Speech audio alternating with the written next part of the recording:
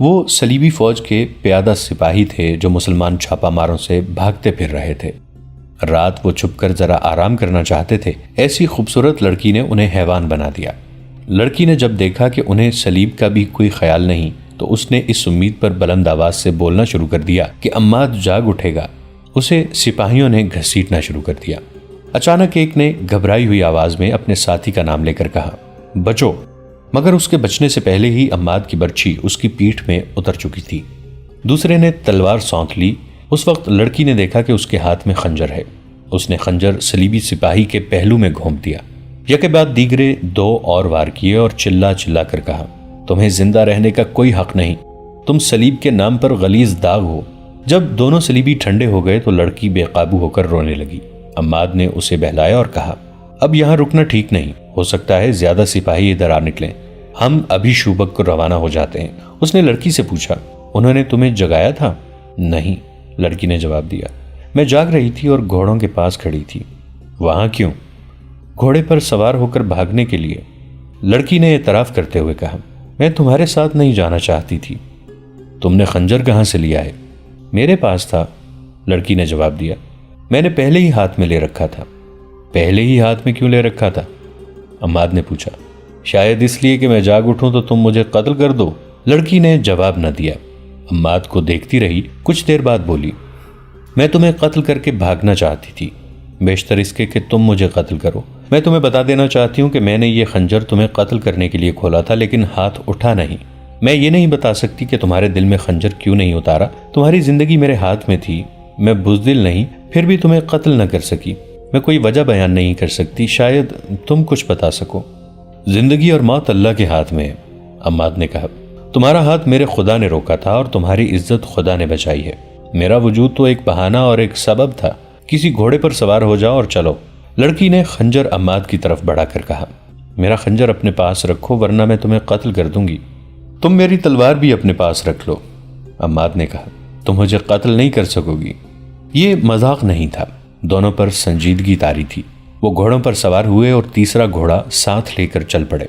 سورج نکلنے تک وہ اس علاقے میں پہنچ چکے تھے جہاں کوئی صلیبی سپاہی نظر نہیں آتا تھا۔ عماد کی اپنی فوج کے چند سپاہی اسے نظر آئے، جن کے ساتھ اس نے کچھ باتیں کی اور چلتے گئے۔ اپریل کا سورج بہت ہی گرم تھا، وہ منہ اور سر لپیٹے ہوئے چلتے گئے۔ دور سے ریت پانی کے سمندر کی طرح چمکتی نظر آئی اور بائیں سمت ریتلی سلوں کی پہاڑیاں نظر آ رہی تھیں۔ سفر کے دوران وہ آپس میں کوئی بات نہ کر سکے۔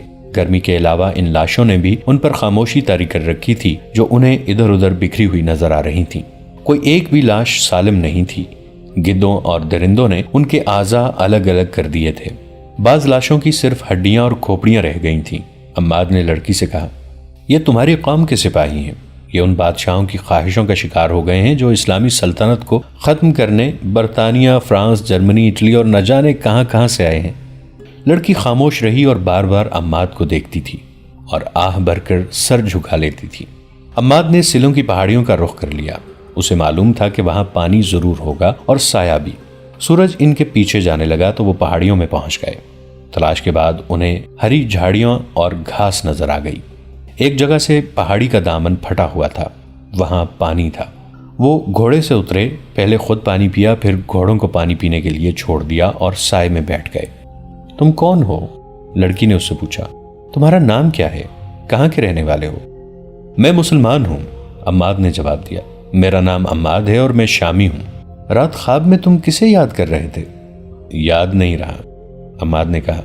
میں شاید خواب میں بول رہا ہوں گا، میرے ساتھی مجھے بتایا کرتے ہیں کہ میں خواب میں بولا کرتا ہوں۔ تمہاری ماں ہے، بہن ہے؟ لڑکی نے پوچھا اور کہا، تم شاید انہیں یاد کر رہے تھے۔ تھیں کبھی، عماد نے آہ بھر کے کہا، اب انہیں خواب میں دیکھا کرتا ہوں۔ لڑکی نے اس سے ساری بات پوچھنے کی بہت کوشش کی لیکن عماد نے اور کچھ نہیں بتایا۔ اس نے لڑکی سے کہا، تم نے اپنے متعلق جھوٹ بولا تھا، مجھے پوچھنے کی کوئی ضرورت نہیں کہ تم کون ہو۔ میں تمہیں متعلقہ حاکم کے حوالے کر کے واپس آ جاؤں گا۔ اگر سچ بول سکو تو اپنے متعلق کچھ بتا دو، لیکن یہ نہ کہنا کہ تم ان صلیبی لڑکیوں میں سے نہیں ہو جو ہمارے ملک میں جاسوسی کے لیے آتی ہیں۔ تم ٹھیک کہتے ہو، لڑکی نے کہا، میں جاسوس لڑکی ہوں، میرا نام ایونا ہے۔ تمہارے ماں باپ کو معلوم ہے کہ تمہارا کام کس قسم کا ہے؟ عماد نے پوچھا۔ میرے ماں باپ نہیں ہیں، ایونا نے جواب دیا۔ میں نے ان کی صورت بھی نہیں دیکھی۔ میرا محکمہ میری ماں اور اس محکمے کا حاکم ہرسن میرا باپ ہے۔ اس نے یہ بات یہیں پر ختم کر دی اور کہا، میری ایک ساتھی لڑکی نے ایک مسلمان سپاہی کو بچانے کے لیے زہر پی لیا تھا۔ میں اس وقت بہت حیران ہوئی تھی کہ کوئی صلیبی لڑکی ایک مسلمان کے لیے اتنی بڑی قربانی کر سکتی ہے۔ میں آج محسوس کر رہی ہوں کہ ایسا ہو سکتا ہے۔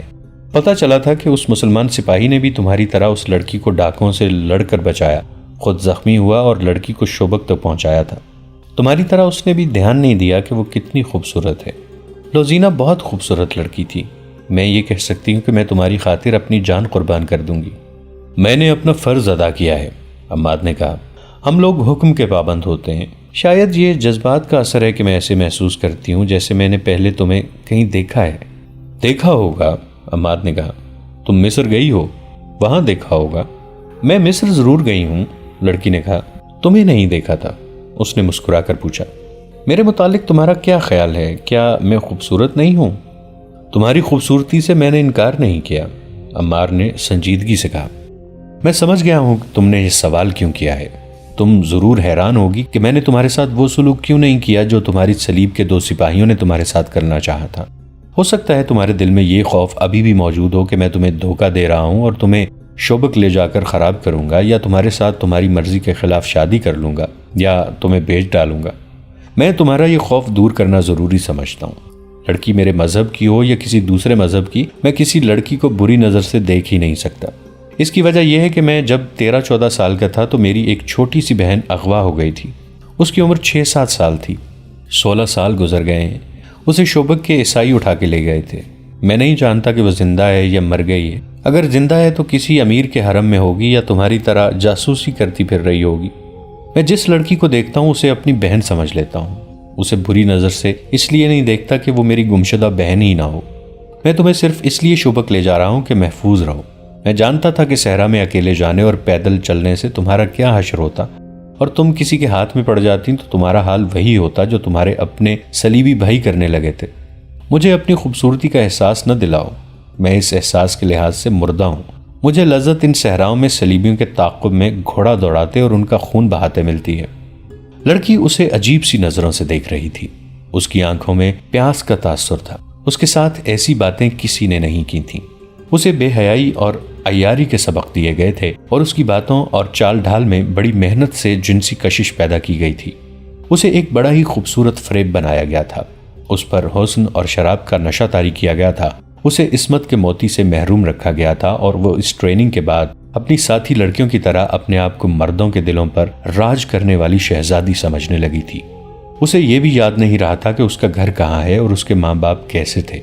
عماد کی جذباتی باتوں نے اس کی ذات میں ایک عورت کے جذبے بیدار کر دیے۔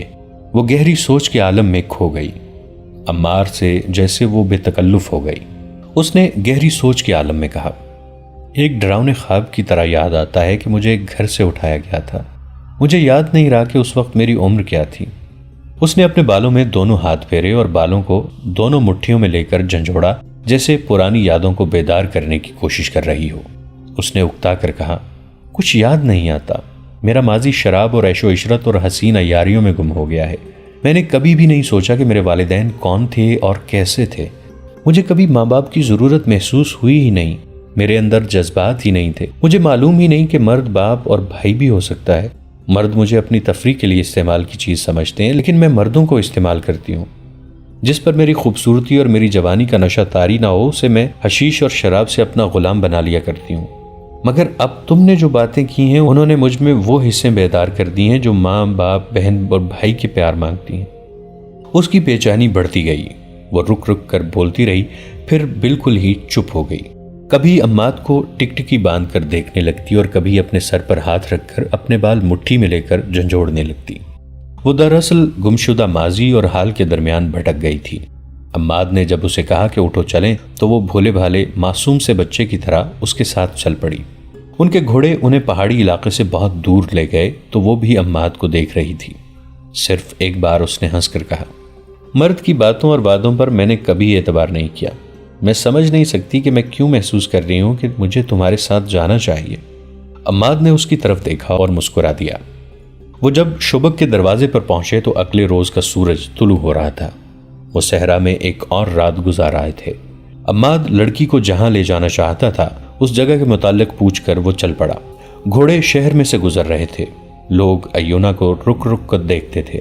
چلتے چلتے عماد نے ایک مکان کے سامنے گھوڑا روک لیا اور بند دروازے کو دیکھنے لگا۔ ایونا نے اس سے پوچھا، یہاں کیوں رک گئے؟ اس نے جیسے کچھ سنا ہی نہ ہو۔